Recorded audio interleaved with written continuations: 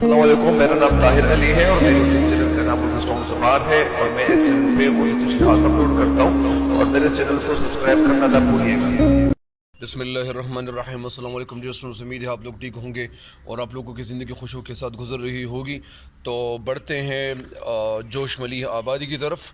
اور جوش ملیح آبادی ایک ایسے شاعر ہے کہ ان کی شاعری کے حوالے سے اگر میں آپ کو یہ بھی بتا دوں کہ ان کو شاعر انقلاب اور شاعری یعنی جوش ان کو بتایا گیا ہے کہ یہ بہت ایک جوشیلے شاعر تھے، اور ان کی جو شاعری ہے تو اس شاعری میں جو عوام کے لیے جو جذبہ دکھائی دیتا ہے، ظاہری بات ہے کہ ہر شعر وہ شعر ہوتا ہے جو وہ عوام کے نباز ہوتا ہے۔ نباز مطلب یعنی ان کو پتہ ہوتا ہے کہ عوام میں مسائل کیا ہے، عوام کی زندگی کیسی گزر رہی ہے، اچھی گزر رہی ہے، بری گزر رہی ہے، تو اس حوالے سے وہ ایک اعلیٰ سوچ رکھتے ہیں۔ بہرحال میرے اس چینل پہ ہر نئے آنے والے ان کو چاہیے کہ اس چینل کو سبسکرائب کرو، گھنٹی کی بٹن ضرور دبائیں تاکہ میری ہر ویڈیو آپ کو وقت پہ پہنچتی رہے۔ تو یہ میں آج اس سبق کا جو ایک مرکزی خیال ہے وہ آپ کو پیش کیے جا رہا ہوں تاکہ آپ لوگوں کے ذہن میں یہ مرکزی خیال بیٹھ جائے۔ اور یہ کتاب کون سی ہے؟ سیکنڈ ایئر کی کتاب ہے، 12ویں کلاس کی۔ تو یہ مناظر فطرت، مناظر سحر، سحر مطلب یعنی صبح کا جو منظر ہے، منظر کی جمع مناظر، اور منظر کسے کہتے ہیں؟ جو جگہ، جو سینیریو، جو سینری ہم دیکھتے ہیں اپنی نظروں سے، جو کچھ ہم دیکھتے ہیں تو اسے کیا کہتے ہیں؟ منظر۔ تو اچھا، یہ لیے چلتا ہوں آپ لوگوں کو اس مرکزی خیال کی طرف۔ یہ مرکزی خیال کیا ہے؟ مناظری سحر، سحر کے معنی کیا ہے؟ صبح، صبح۔ مناظر صبح میں جوش ملیح آبادی نے نہ صرف صبحوں کی برکتوں، لطافت اور اس کے حسن و جمال کی رعنائیوں اور رنگینیوں کا ذکر کیا ہے۔ مناظر سحر میں جوش ملیح آبادی نے نہ صرف صبحوں کی برکتوں، لطافتوں اور اس کے حسن و جمال کی رعنائیوں اور رنگینیوں کا ذکر کیا ہے، یعنی جو صبح کا منظر ہوتا ہے، جو خوبصورتی ہوتی ہے، ہر چیز تازہ دکھائی دیتی ہیں، لیکن وہ لوگ جو وقت پہ سوتے ہیں، وقت پہ جاگتے ہیں، تو وہ صبح کے مناظر سے بخوبی طور پر لطف اندوز ہو سکتے ہیں۔ ان کو پتہ چل سکتا ہے کہ اس وقت کیا ہونے والا ہے۔ قدرت کی جو نیچرل بیوٹی ہوتی ہے، جو قدرتی جو حسن ہوتا ہے، اس حسن کو وہ قریب سے دیکھنے کا وہ موقع ضائع کرتا ہے۔ وہ شخص جو صبح نہیں اٹھتا، تو جو لوگ صبح اٹھتے ہیں تو وہ ظاہری بات ہے کہ صبح اٹھ کر تازہ دم ہوتے ہیں لوگ، اور ان کی نیند جب پوری ہو چکی ہوتی ہے، یہ ساری رات وہ وقت پہ سو چکے ہوتے ہیں، تو ان کے لیے کوئی مسئلہ نہیں ہوتا۔ ان کی نیند جب پوری ہو چکی ہوتی ہے تو اس وقت وہ جب دیکھتے ہیں، نظر دوڑاتے ادھر ادھر دیکھتے ہیں، انہوں نے صبح نماز پڑھ چکی ہوتی ہے، تلاوت کر چکے ہوتے ہیں، تو جب وہ نظارہ کرتے ہیں صبح کے وقت تو وہ ایک خوبصورت نظارہ ہوتا ہے۔ اسی نظارے کو شاعر یہ بتاتے ہیں، بلکہ ساتھ ساتھ یہ بھی بتایا ہے، یعنی اس کے حسن و جمال رنگینیوں کا ذکر کیا ہے شاعر نے، بلکہ یہ بھی بتایا ہے کہ صبح کا وقت اللہ تعالیٰ کی رحمت اور انعامات کے نزول کا وقت ہوتا ہے۔ پھر ساتھ ساتھ وہ یہ بتاتے ہیں کہ صبح کا جو وقت ہوتا ہے، اس وقت اللہ تعالیٰ کی جو رحمتیں ہوتی ہیں وہ نازل ہوتی ہیں۔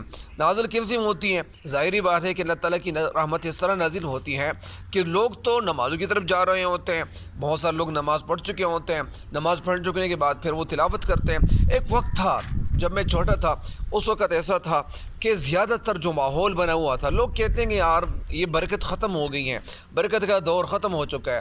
ہر گھر میں برکت ہوتی تھی پہلے، آج کل بھی ہوتی ہیں، لیکن آج کل جو برکت ختم ہو چکی ہے تو زیادہ موبائل کے استعمال کی وجہ سے یا ٹیلی ویژن دیکھنے کی وجہ سے، زیادہ کیبل چینلز دیکھنے کی وجہ سے، وہ پرانے دور میں لوگ یعنی وہ تلاوت کرتے تھے، آج کل لوگ تلاوت نہیں کرتے، صرف یہ واچنگ کرتے ہیں، مختلف چینلز دیکھتے ہیں، مختلف موبائل فونز یوز کرتے ہیں، مختلف ایپس یوز کرتے ہیں۔ لیکن اس وقت تو برکت جب ہوتی تھی تو برکت کی جو وجہ تھی وہ یہی تھی کہ لوگ تلاوت کرتے تھے اور دلوں کو سکون ملتا تھا۔ ایک وقت ایسا تھا، تقریباً اتنے دور کی پہلے کی میں بات نہیں کر رہا ہوں، تقریباً آج سے تقریباً 27-28 سال پہلے کی بات ہے یا 25 سال پہلے کی بات ہے کہ اس وقت ایسا سما تھا، ایسا منظر تھا، لیکن آج کل برکت کیوں گئی ہے؟ بہرحال یہ بات یہ بڑھ رہی ہے۔ بلکہ آپ کو میں یہ بھی بتاؤں کہ صبح کو جو وقت ہوتا ہے اللہ تعالیٰ کی رحمتیں اور انعامات کا نزول ہوتا ہے، اللہ تعالیٰ کے انعامات وہ برس رہے ہوتے ہیں۔ اس وقت انسان کو غفلت کی نیند کی بجائے، سونے کی بجائے اللہ تعالیٰ کی بارگاہ میں حاضر ہونا چاہیے۔ ظاہری بات ہے کہ اس وقت کیا کرنا چاہیے، اس وقت یعنی انسان کو اللہ تعالیٰ کے مسجد کی طرف، اللہ کے گھر کی طرف ہمیں جانا چاہیے۔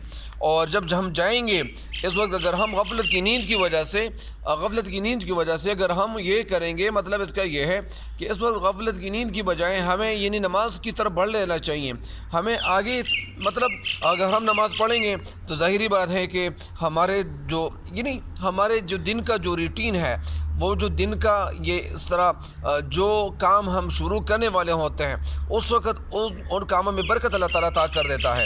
اور جب اللہ تعالیٰ برکت عطا کرے تو پھر کیا ہی بات ہے۔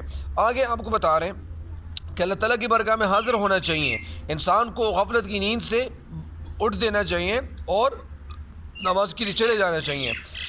آگے آپ کو بتاتے ہیں اور ان سے اپنے گناہوں اور بدعمالیوں کی معافی مانگنی چاہیے، اللہ تعالیٰ سے یعنی معافی مانگنے چاہیے۔ معافی اس لیے مانگنی چاہیے کہ ہم لوگ یعنی گناہوں میں گر چکے ہوتے ہیں۔ ہم لوگ جب گناہ کرتے ہیں، گناہ پہ گناہ کرتے ہیں، بدعمال کرتے ہیں، جس طرح علامہ اقبال رحمۃ اللہ کا ایک شعر ہے کہ عمل سے زندگی بنتی ہے جنت بھی جہنم بھی، عمل سے زندگی بنتی ہے جنت بھی جہنم بھی۔ یعنی اگر ہم ایک انسان ہے جب وہ پیدا ہو جاتا ہے، چھوٹا بچہ ہوتا ہے، تو وہ یعنی جب بچہ ہوتا ہے تو اس وقت یہ جہنم یا اس سے پہلے تو نہ وہ جہنمی ہوتا ہے نہ جنتی ہوتا ہے، لیکن جب وہ بچہ دنیا میں آ جاتا ہے، پھر بڑا جو ہو جاتا ہے، بچپن ان کی ختم ہو جاتی ہے، جوانی آ جاتی ہے، جوانی میں اگر وہ گناہ کرتے ہیں، گناہ پہ گناہ کرتے ہیں تو ظاہری بات ہے کہ گناہ پہ گناہ کرنے کی وجہ سے کچھ نہ کچھ تو ان کو ملے گا۔ یعنی آخرت میں جب وہ جائے گا تو آخرت میں جب جانے کے بعد یعنی ان کو سزا ملے گی۔ سزا اس لیے ملے گی کہ انہوں نے اگر کسی نے نیک کام کیے ہوئے ہوں گے تو وہ لوگ کیا کہیں گے، وہ لوگ کہاں جائیں گے؟ جنت کی طرف جائیں گے۔ وہ لوگ اگر انہوں نے نیک کام کی بجائے اگر انہوں نے گناہ کیے ہوئے ہوں گے تو ظاہری بات ہے کہ وہ لوگ کہاں جائیں گے؟ وہ جہنم کی طرف جائیں گے۔ تو اسی وجہ سے یہاں پہ آپ کو بتا رہے ہیں کہ حاضر ہونا چاہیے اور ان سے اپنے گناہوں اور بدعمالیوں کی معافی مانگنی چاہیے۔ ہم لوگوں کو یعنی نماز کی طرف جانا چاہیے اور اپنے اعمال یعنی جو ہم نے کیے ہوئے ہوں گے، اپنے بدعمال کی معافی مانگنی چاہیے۔ کس سے مانگنی چاہیے؟ اللہ تعالیٰ سے، کیونکہ اس وقت قبولیت کا دروازہ جو ہوتا ہے وہ کھلا ہوتا ہے، اور ظاہری بات ہے کہ قبولیت کا جو دروازہ ہے اور یعنی اللہ تعالیٰ دعا قبول کرتا ہے تو یہ کھلا رہتا ہے، اللہ تعالیٰ نے کھلا رکھا ہوا ہوتا ہے۔